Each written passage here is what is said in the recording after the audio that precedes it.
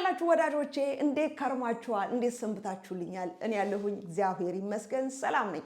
ዛሬም በአዲስ ቪዲዮ ተገናኝተናል። ዛሬ ይዤላችሁ የመጣሁት ለበዓል የሚሆን የጥብስ ቅም ነው የምናዘጋጀው። በጣም ቆንጆ ነው፣ ትጠቀሙበታላችሁ። ስለዚህ እሱን እንዴት ነው የምናዘጋጀው የሚለው ነገር ደግሞ አብረን እናያለን። አብራችሁ ነው የጥብስ ቅመማችንን እንግዲህ ማዘጋጀት ስንጀምር መጀመሪያ ከእርጥብ ቅመሞች ነው የምንጀምረው። እዚህ ጋር የስጋ መጥበሻ አለ፣ ነጭ ሽንኩርትና ሎሚን ያዘጋጀሁት እንዲደርቅ አድርገን እናዘጋጀዋለን። ከዛ በኋላ ደግሞ ደረቅ ቅመሞችን እንደባልቃለን ማለት ነው። ለምሳሌ ከጥብስ ቅጠሉ ስጀምርላችሁ ወይም ከሮዝማሪ ነው እንደዚህ ሽምጥጥ እናደርገውና ይሄ ግንዱን ትተን ቅጠሉን ብቻ እናደርጋለን። ይፈጫል ብላችሁ የምታስቡትን እንደዚህ አሁን ለጋ አለ እንደዚህ ጫፍጫፉን እሱን እንዳለ እንጨምረዋለን። ማለት ቢደርቅ ማሽኔ ውስጥ ይፈጫል ብላችሁ የምታስቡትን ግንድ ማለት ነው፣ ቅርንጫፍ ወይንም እንዳላሳስታችሁ በተቻለኝ በደንብ ለመግለጽ በመሞከር ላይ እገኛለሁ ወገኖቼ። ለማንኛውም ሁሉንም እንደዚህ አድርገን እንሸመጥጠዋለን። ከዛ ይሄንን በእንደዚህ አይነት መልኩ ካዘጋጀነው በኋላ ምን እናደርጋለን መሰላችሁ? እዚህ ጋር ነጭ ሽንኩርት አለ። ነጭ ሽንኩርታችሁን አትጨፈጭፉትም። በተቻለ መጠን በምንፈልገው መልኩ እንዲደርቅልን እንደዚህ አድርጋችሁ በሽሪቢሪ ወይም በሰርክሉ ትከትፉታላችሁ። ታያችኋል። ወይም ደግሞ በቁመቱ ካስፈለጋችሁ እንደዚህ አድርጋችሁ፣ ምክንያቱም ከጨፈጨፋችሁት በቃ እንዳለ ጭፍጭፍጭፍ ብሎ ውስጡ ያለው ምንድነው ስሙ የነጭ ሽንኩርቱ መረቅ ተኖ ነው የሚያልቀው። እንደዚህ በቁመቱ ምናምን ካረጋችሁት ወይም ደግሞ በሰርክሉ ከከተፋችሁት እንደዚሁ እንዳለ ቺፕስ መስሎ ድርቅ ይላል።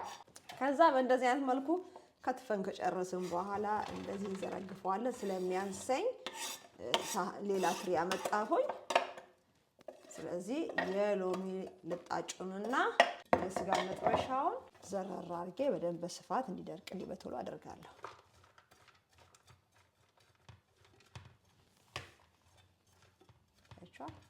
በዚህ አይነት መልኩ በቃ እንደነገርኳችሁ የነጭ ሽንኩርት ቺፕስ ሆኖ ይደርቃል። ከዛ እዚህ ጋር ከፈለጋችሁ መፈቅፈቅ ትችላላችሁ፣ ግን በጣም ቀላሉ ስራ የሚሆነው በእንደዚህ አይነት ምንድነው ስሙ መላጫ ይታያችኋል።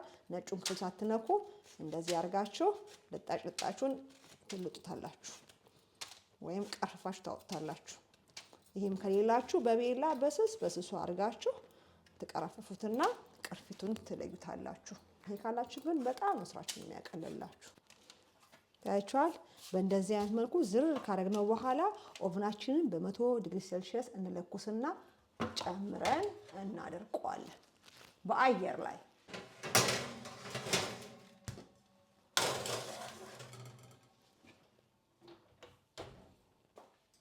ከዛ ይታያችኋል። አውጥቼዋለሁ። አሁን ረዘም ላለ ሰዓት ኦቭን ውስጥ አቆይቼዋለሁ፣ ግን በ100 ዲግሪ ሴልሺየስ ሳይሆን የቀረጽኩት ስላልቀረጽኩኝ ነው። ልክ ነጭ ሽንኩርቱ እርጥበቱን ሲጨርስ እንዳያርብኝ 40 ላይ አድርጌ በ40 ዲግሪ ሴልሺየስ አቆይቼው እንግዲህ እንደዚህ አይነት ውጤት ሰጥቶኛል ማለት ነው። አሁንም ትንሽ ደርቋል፣ ግን ትንሽ ይቀረዋል። ስለዚህ ምን አደርጋለሁ መሰላችሁ? ይህን እንዳለ እዚህ ላይ እገለብጠዋለሁ። አሁን እቀላቅለዋለሁ። በፊት እንትን ያልቀላቀልኩት አንዱን እርጥበቱ ለአንዱ እንዳያጋባብኝ ብዬ ነው። ከዛ በኋላ ጨው አረግበታለሁ። ጨውም ለመፈጨት እንዲያግዘን ማለት እንዳያለዝብን ሞቅ አረገዋለሁ እሱ። ስለዚህ እሱን እንደዚህ እጨምራለሁ።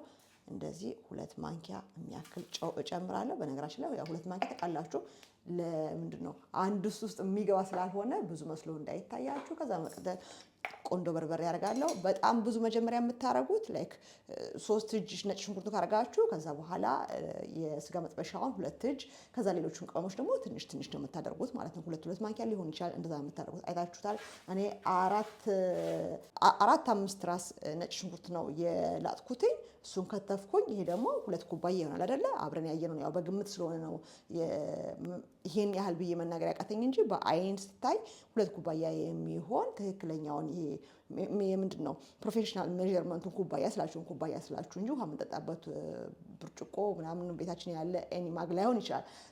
እንደሱ የሚያክል የጨመርኩት አይታችኋል። ያያችሁት አይነት የስጋ መጥበሻ የጨመርኩት። ከዛ እንግዲህ ቅመሙ ይሄው እየለካሁኝ አጠገባችሁ እየጨመርኩኝ ነው። የራሳችሁን ደግሞ ግምት ትወስዳላችሁ ማለት ነው። 2 ማንኪያ ጨው አድርጌያለሁ። ከዛ በኋላ ቆንጆ በርበሬም 2 ማንኪያ እንደዚህ ያደርጋለሁ። ምክንያቱም በጣም ገኖ ስጋው ላይ እንዲኖር የምንፈልገው የስጋ መጥበሻውና ነጭ ሽንኩርቱ ነው። ኮረሪማው በምንም ተአምር ከስጋ መጥበሻው በላይ ዘልቆ እንዲታይብን ወይም ቃናው እንዲታወቅ አንፈልግም። ቆንጆ ነው ኮረሪማ፣ ግን ደግሞ የስጋ መጥበሻውን ነው ጥብሱ ላይ እንዲታወቅ የምፈልገው። እዚህ ጋርም እንዳንቃጠል ወጥ እንዳይሆን ግን እንዲህ ትንሽ ደግሞ ፈጀት እንዲያደርገን እንደዚህ 2 ማንኪያ ጨምራለሁ። እዚህ ጋር ደግሞ ኮረሪማ አለኝ። ኮረሪማ ስትጠቀም በተጠቀም ቁጥር ትጠይቁኛላችሁ።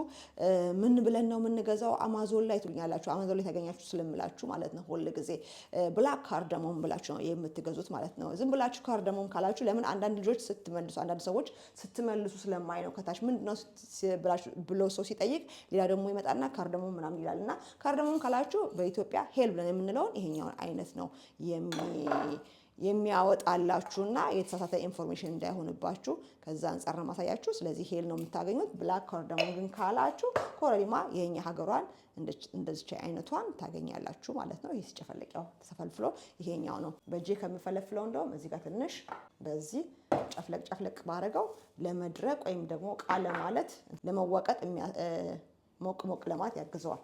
እንደዚህ ያደርገዋለሁ። ግልግል እንደዚህ ያለ ምንም በእጅ የሚያፈላቅቅ ነገር የለም አይደለ? ይሄንንም 2 ማንኪያ እንደዚህ እጨምራለሁ። በዚህ አይነት መልኩ ለዚህ የቀረበውን እንደዚህ እንገለብጥና ቦታውን እናስቀምጥ።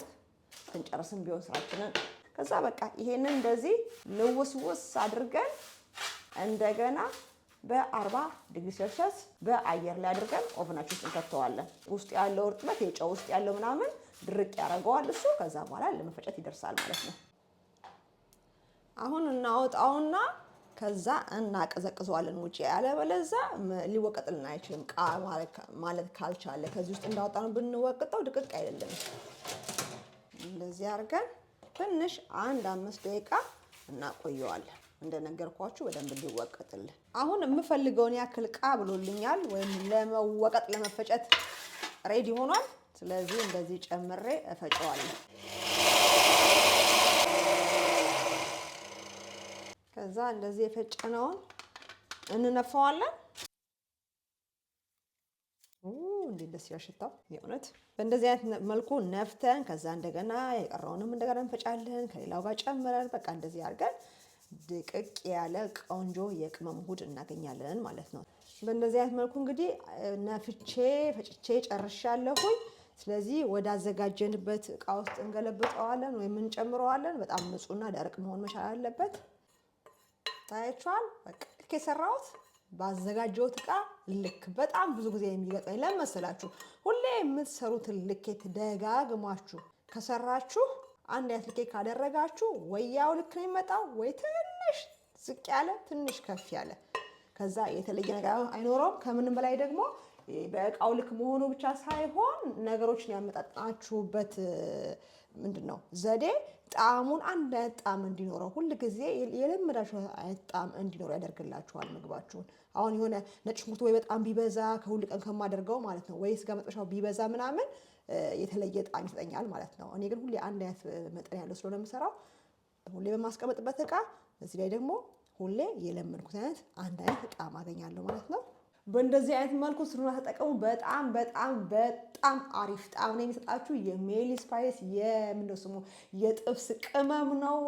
የራሴ ሬሲፒ ነው ከምላችሁ በላይ በጣም ነው የምትወዱት። ብትፈልጉ ለአሩስቶ ውጪ እንደዚህ በባርቢኪው ምናምን የምታደርጉ ከሆነ የምትሰሩ ከሆነ ብትፈልጉ ደግሞ የብረምጣድ ጥብስ ሊሆን ይችላል። ከፈለጋችሁ ቤት ውስጥ ለሚበላ ማለት ኖርማል ጥብስም የከሰል ጥብስም ሳይሆን ውጪም ያለ ሳይሆን በቤታችሁ ውስጥም እንደዚህ ስትጠብሱ በቃ ይሄንን በየመጠናችሁ መጨመር ነው የሚጠበቅባችሁ። ከዛ በተረፈ ምን ብዬ ልንገራችሁ የመጨረሻ በጣም አሪፍ የሆነ ጥብስ ታገኛላችሁ። ሁላችሁም ለበዓላችሁ እንደዚህ አዘጋጁ። ሌላ ማየት ቅመም እንዳዘጋጅላችሁ ለበዓል የምትፈልጉ ከሆነ ንገሩኝ፣ ያሳያችኋለሁ። ይዤ እመጣለሁ በሌላ ጊዜ። የዶሮ ቅመም የምትፈልጉት የቅመም አይነት ጠይቁኝ። የራሴን ሬሲፒ እኔ የማዘጋጀውን የቅመም አይነት ምንና ምን ጨምረን የሚለውን አብረን የምናይ ይሆናል። እንግዲህ ለዛሬ የነበረኝ ቪዲዮ ይህን ይመስል ነበረ። አዲስ ናችሁ ቻናሌን ከወዳችሁ ሰብስክራይብ ማድረጋችሁ እንዳረሱ፣ የሰራሁትን ደግሞ ካደነቃችሁ በላይክ ፍቅራችሁን ግለጹ። በተረፈ በሌላ በቆንጆ ቪዲዮ ደግመን እስከምንገናኝ ሰላም ሁኑልኝ። ባይ ባይ።